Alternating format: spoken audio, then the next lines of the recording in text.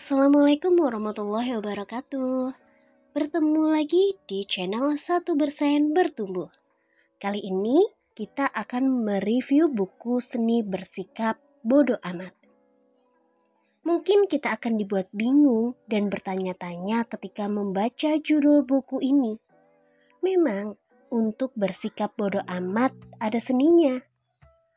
Dan untuk bersikap bodo amat itu harus berseni ya. Apa sih yang dimaksud Mark Manson dalam bukunya? Bicara tentang Mark Manson memulai karir di dunia digital sebagai seorang blogger sejak tahun 2009.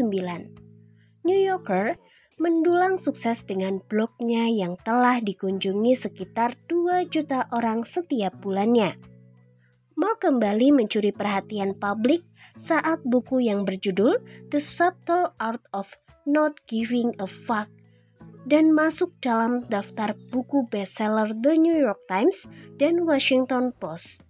Belum lama ini, akhirnya buku terjemahan dalam bahasa Indonesia diterbitkan dengan judul Sebuah Seni untuk Bersikap Bodo Amat.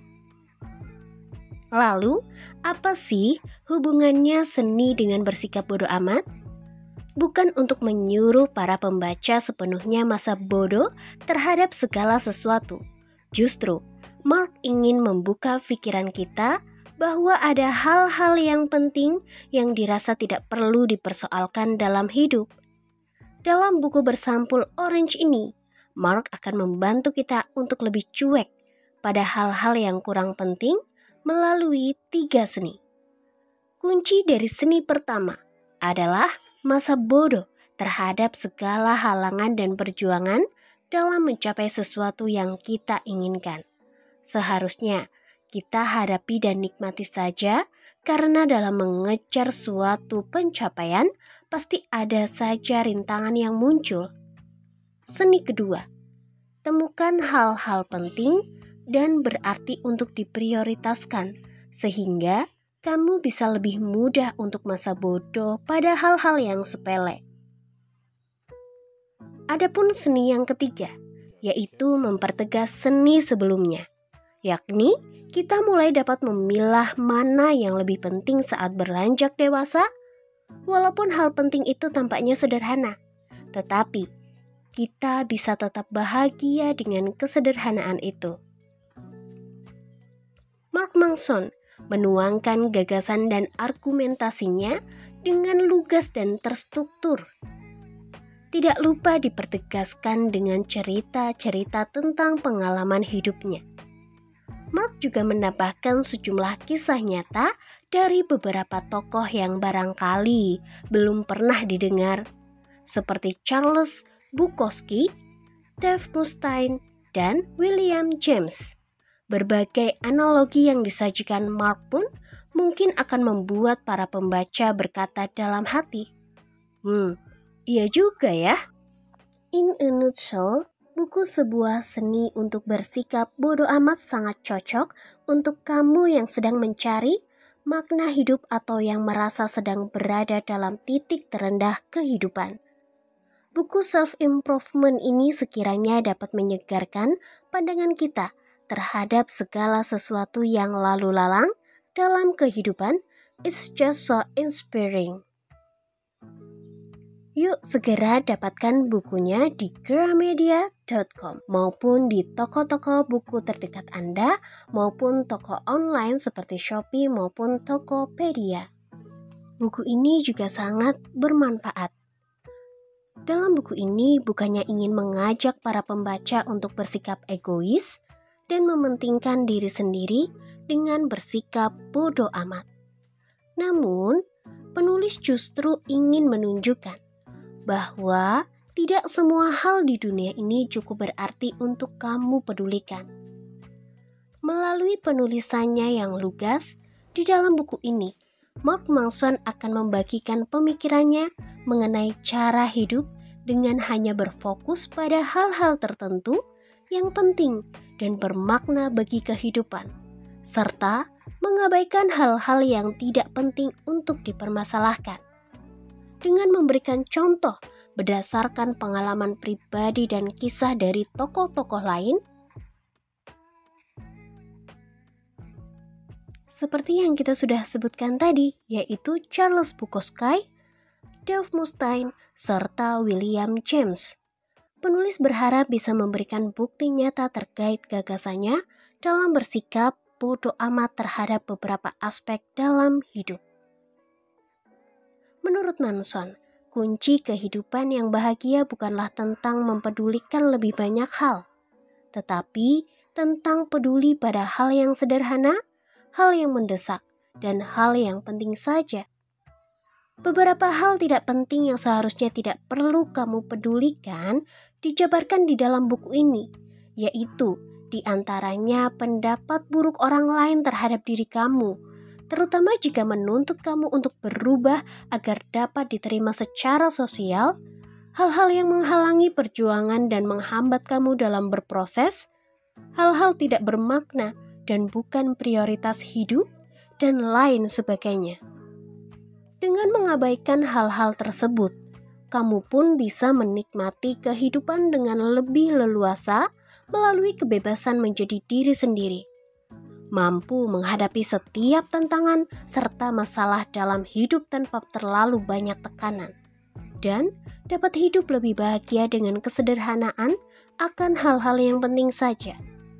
Meskipun terdengar mudah, namun kemajuan teknologi yang mendorong semakin maraknya penggunaan media sosial saat ini menjadi tantangan tersendiri bagi setiap orang untuk bisa menerangkap sikap bodoh amat.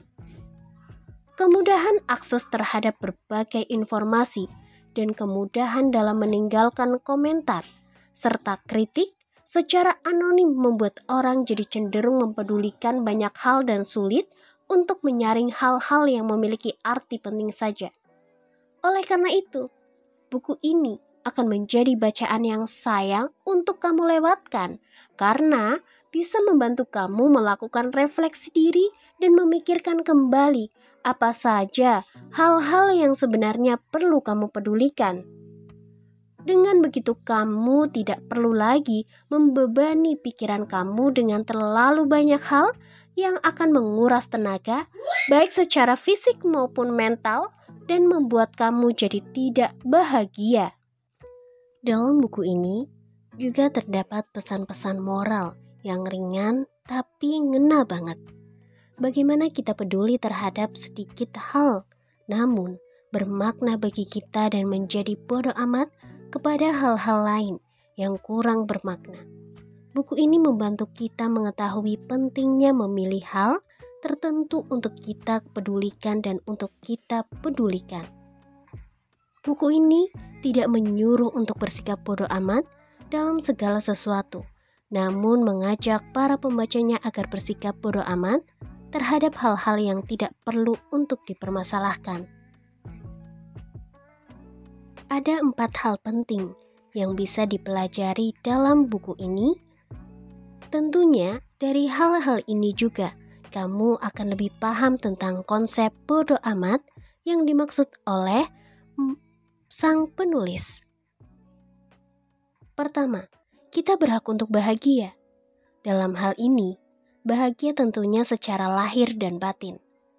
Seseorang bisa saja terlihat memiliki gaya hidup yang glamor, namun dalam hatinya terasa hampa. Hal seperti itu juga yang dialami oleh Mark Manson. Hingga akhirnya dia mencari makna hidup yang baik-baik saja. Baginya, hidup yang baik dan bahagia bisa dirasakan jika seseorang bisa bersikap bodoh amat pada hal-hal yang memang sepantasnya diabaikan atau tidak perlu untuk dipermasalahkan. Kini, kamulah sendiri yang memilih atas kebahagiaan dirimu sendiri. Mungkin saja saat ini kebahagiaan kamu terasa kurang lengkap karena terlalu fokus pada hal yang sebenarnya tidak penting bagi kehidupan kamu. Kedua, terlalu fokus pada hal yang seharusnya bisa diabaikan. Saat kita terlalu peduli pada hal-hal ini, kita menghabiskan banyak waktu untuk lari dari masalah kita daripada berdamai dengan masalah itu sendiri. Hal-hal yang dimaksud Manson dalam buku tersebut yaitu membuat orang kagum, selalu benar, menjadi sukses, menyenangkan serta sopan, senang, selalu merasa baik-baik saja, menjadi sempurna dan semua aman juga pasti. Menurut Manson, kunci hidup tenang tidak perlu memikirkan semua poin-poin tersebut, tapi cukup fokus pada hal yang benar-benar kalian pedulikan. Karena kita tidak mungkin baik-baik saja atau bahagia selalu setiap hari maupun sepanjang waktu. Ketiga, semua akan baik-baik saja dengan bersikap bodoh amat. Pada akhirnya, kalian akan memahami bahwa semua yang tadinya penting itu ternyata tidak begitu berpengaruh pada hidup kalian. Pelan-pelan akan muncul hal-hal di luar kebiasaan yang bisa membuat kalian lebih hidup, yang selaras dengan nilai yang membuat hidup lebih tenang dan damai. 4. Jadikan kegagalan sebagai pembelajaran. Pada titik tertentu, sebagian besar dari kita berhasil meraih sebuah posisi yang mengondisikan kita untuk takut gagal, untuk menghindari kegagalan secara naluriah, dan hanya terpaku pada apa yang ada di depan kita atau hanya pada bidang yang dikuasai. Ketika kita memutuskan sebuah pilihan, kita harus bisa menerima semua risiko baik ataupun buruknya yang akan terjadi. Belajarlah untuk suatu bentuk kegagalan, karena kegagalan adalah proses alami yang semua orang pasti mengalaminya. Jadi, lakukanlah sesuatu. Dengan melakukan sesuatu bisa mendorong diri untuk lebih maju lagi untuk menggapai sebuah kesuksesan. Tidak istimewa, Manson kemudian menyadarkan pembacanya bahwa sejatinya tidak ada dari kita yang istimewa, karena pada kenyataannya menanamkan keyakinan pada orang bahwa mereka istimewa tidak lantas menjadikan satu orang macam Bill Gates atau Martin Luther King misalnya, tapi justru bisa menciptakan tampilan kepercayaan diri di level delusional. Dan meyakinkan diri sebagai makhluk spesial adalah strategi yang gagal, lantaran hanya akan membuat kita tinggi hati dan bukan merasa happy. Pasalnya, pengukuran yang benar tentang penghargaan diri bukanlah jika seseorang merasakan pengalaman positifnya, tapi justru pengalaman negatifnya. Kegagalan sungguh berguna dan bahkan diperlukan untuk membangun seseorang menjadi orang dewasa yang tangguh dan sukses nantinya. Jadi, meski terdengar membosankan dan biasa saja, menurut Manson, mengapresiasi pengalaman sederhana dalam hidup dan penerimaan terhadap eksistensi diri yang sedang-sedang saja akan membebaskan kita untuk menuntaskan apa yang sungguh ingin kita selesaikan tanpa penilaian atau ekspektasi yang berlebihan. Nilai penderitaan. Manson menjabarkan tentang self-improvement yang sesungguhnya adalah dengan memprioritaskan dan memilih nilai-nilai yang lebih baik untuk dipedulikan. Lantaran, ketika kita peduli pada hal yang lebih baik, maka kita akan mendapatkan masalah yang lebih baik, sehingga hidup yang kita jalani akan jadi lebih baik lagi. Kita selalu memilih. Dalam buku setebal 243 halaman dan bersampul warna orange ini, Manson juga mengingatkan bahwa sebagai bagian dari hidup dalam sebuah masyarakat yang demokratis dan bebas, maka kita semua mesti berhadapan dengan berbagai pandangan termasuk orang yang berseberangan dengan kita. Kita kemudian disarankan untuk memilih pertempuran dengan hati-hati sambil terus mencoba sedikit berempati terhadap mereka yang kita sebut lawan. Dan juga sebaiknya mendahulukan nilai kejujuran dan keterbukaan serta menerima keraguan yang muncul atas nilai merasa paling benar. Kamu keliru, dan saya pun begitu.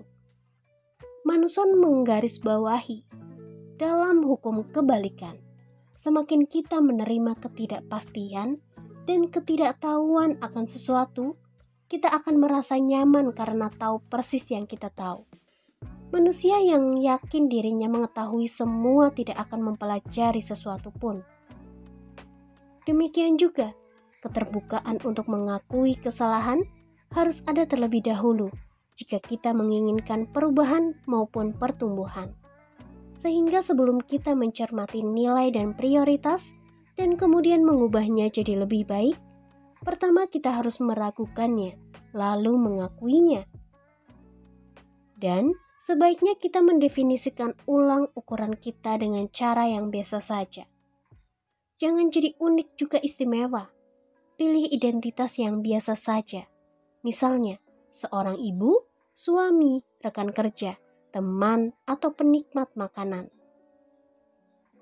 Kegagalan adalah sebuah jalan untuk maju. Prinsip lakukan sesuatu menjadikan kegagalan tidaklah penting lagi.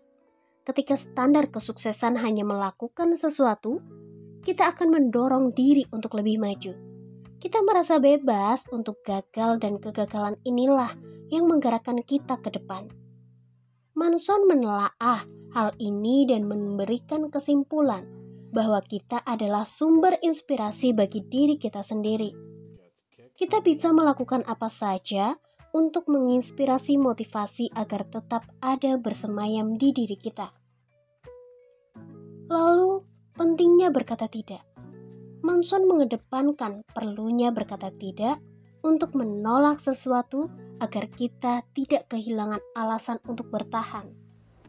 Karena menghindari penolakan akan memberikan kenikmatan sesaat yang membuat kita tanpa kemudi dan tanpa arah jangka panjang. Jadi, untuk mengapresiasi sesuatu, kita harus membatasi diri sendiri. Dan kemudian kita tiada. Tanpa kita sadari, kepongahan seringkali melucuti perasaan ketuhanan dan menarik semua perhatian ke dalamnya. Membuat kita merasa seakan-akan kitalah pusat dari semua masalah yang ada di alam semesta ini. Bahwa kita mengalami ketidakadilan dan bahwa kita berhak mendapatkan yang paling besar daripada orang lain hingga kita tiada lagi di dunia ini. Mark Manson yang menuliskan argumentasinya dengan jujur, apa adanya, lugas tapi terstruktur, membuat kita menyadari diri bahwa kita tak sempurna dan ada batasnya yang harus kita terima.